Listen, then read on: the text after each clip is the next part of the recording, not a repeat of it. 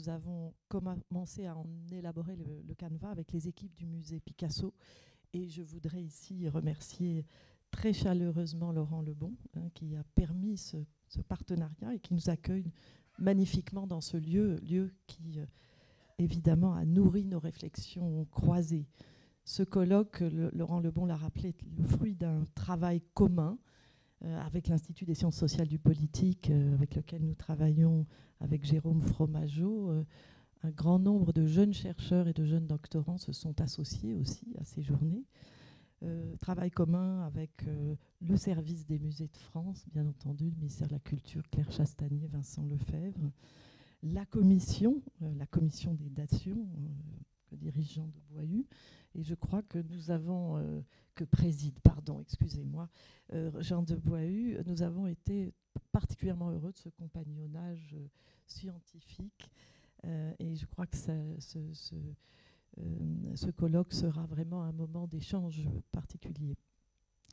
Alors nous avons placé ce colloque sous un triple anniversaire, 3 moments forts de célébration de la Dation, le cinquantenaire de la loi du 31 décembre 1968, les 40 ans du musée Picasso et les 60 ans du ministère de la Culture. Je voudrais évoquer très rapidement ces 3 entrées en matière de la Dation. Premier moment, l'adoption de la loi Dation, la loi du 31 décembre 68, l'institution de la Dation en paiement d'œuvres d'art. Dans le sillage des travaux que nous menons depuis quelques années sur le thème de l'histoire des lois patrimoniales, avec le projet Mémo-loi auquel certains d'entre vous participent, que nous conduisons en étroit lien avec le comité d'histoire du ministère de la Culture. Marie-Vonne de Saint-Pulgent est ici et elle nous a fait le plaisir de venir présider l'une des tables rondes. C'était l'occasion, par conséquent, de revenir à la genèse de ce texte, au contexte de son adoption, contexte juridique, politique, culturel, factuel. Ce moment de l'avènement des lois est en effet un poste d'observation toujours très intéressant. On voit apparaître ici avec la Dation un ressort tout à fait inédit, vous l'avez dit, une loi tout à fait exceptionnelle dans le paysage des outils dont dispose déjà l'État dans ce projet d'enrichissement du patrimoine artistique. On a déjà à ce moment-là le droit de préemption depuis 1921, le droit de rétention, loi de 41, le droit de revendication des fouilles archéologiques, autre loi dite Carcopino. Et on introduit ce nouvel instrument. Quelle est sa justification, sa fonction, son utilité, sa nécessité? Il sert notamment à endiguer les risques d'exportation, ce que signale finalement le titre de la loi sur la conservation du patrimoine artistique, la conservation sur le territoire. Ce terme, on le sait, est polysémique dans le champ du droit du patrimoine. Comment se construit techniquement ce dispositif juridique? C'est un premier lot des thèmes que nous allons creuser durant ces journées. Mais pour comprendre véritablement la place de cet outil juridique, de la Dation en paiement, de son utilité, il faut aussi évidemment s'intéresser à la vie de la Dation, aux usages qu'en font les acteurs, à commencer par la commission des dations. Comme il faut déployer là son titre exact, qui dit déjà beaucoup de choses de sa fonction et de son mode opératoire. Vous l'avez rappelé, Monsieur Boihu, commission interministérielle d'agrément pour la conservation du patrimoine artistique national. Interministérialité, la commission est un lieu d'échange, de négociation, les finances, la culture, qui donne un avis sur l'agrément à donner, sur les dations, donc qui dispose ou qui participe du pouvoir de désignation du patrimoine, pour la conservation du patrimoine national, sous ce terme choisi du législateur, qui parle encore de haute valeur artistique ou historique. Quel sens se dévoile? Très concrètement, quel sens lui donnent les décideurs? On perçoit déjà une haute exigence dans l'appréciation de l'intérêt patrimonial, mais il s'agit là de ce que les juristes appellent dans leur jargon une notion cadre, qui est par conséquent nourrie et remplie par la pratique administrative. Et on sait que l'approche engagée a été extrêmement ouverte quant aux typologies de patrimoine éligible à la Dation en paiement. On aura l'occasion d'en parler, bien sûr, quand bien même ce mécanisme très sélectif est attaché à combler les lacunes des collections publiques.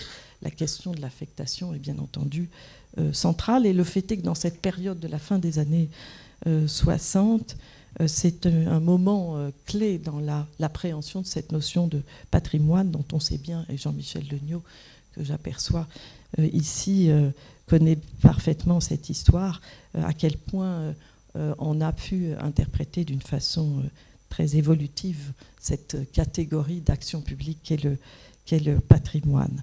Alors vous avez remarqué, on en a déjà parlé, la présence de ce petit salon que nous allons utiliser pour nos débats.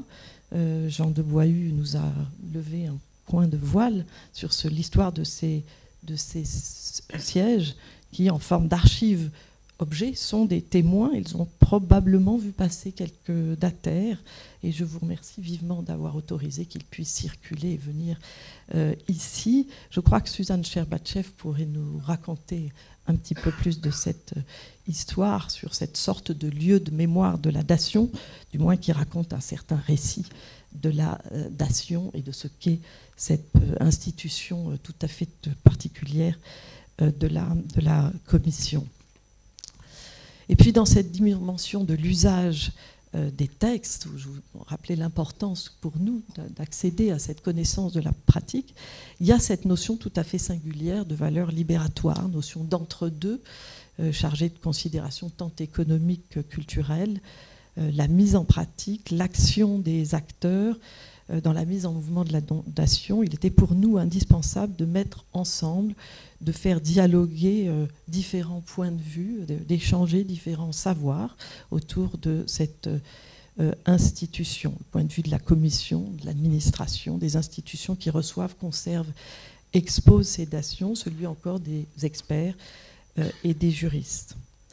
Et je suis bien persuadée que les plages de discussion avec la salle enrichiront encore bien davantage le débat. Le deuxième temps commémoré est celui de la dation Picasso, une dation emblématique, réalisée un peu plus de 10 ans après l'adoption de la loi, emblématique par les œuvres, bien entendu, qui rentrent au musée, dans les collections publiques, mais aussi parce qu'il s'agit d'une dation instituante. Le musée naît avec la dation. Enfin, troisième temps célébré, celui des 60 ans du ministère de la Culture. La loi de 68 est une loi aussi à caractère emblématique du ministère Malraux. Lorsqu'on parle des lois Malraux, viennent aussitôt à l'esprit pour le versant immobilier la loi sur les secteurs sauvegardés, 62. Sur le versant immobilier, c'est la dation en paiement d'œuvres d'art, même s'il y a d'autres textes importants. Exemple, la loi de 66 qui vient réformer substantiellement la loi sur les monuments historiques, et sur ce bel argumentaire du fruit social qu'est la valeur culturelle qui gît dans un certain nombre de biens symboliques, renforce considérablement l'obligation de conservation. Mais le fait est que dans la mémoire des lois, la loi de 68, la loi Dation reste une loi phare. J'en terminerai par là avec des remerciements vraiment pour l'ensemble des intervenants, tout spécialement nos collègues qui viennent de l'étranger et tous les jeunes chercheurs et doctorants qui ont accepté d'intervenir et qui ont travaillé sur ce sujet. Je vous remercie et je cède la parole maintenant à la discussion scientifique.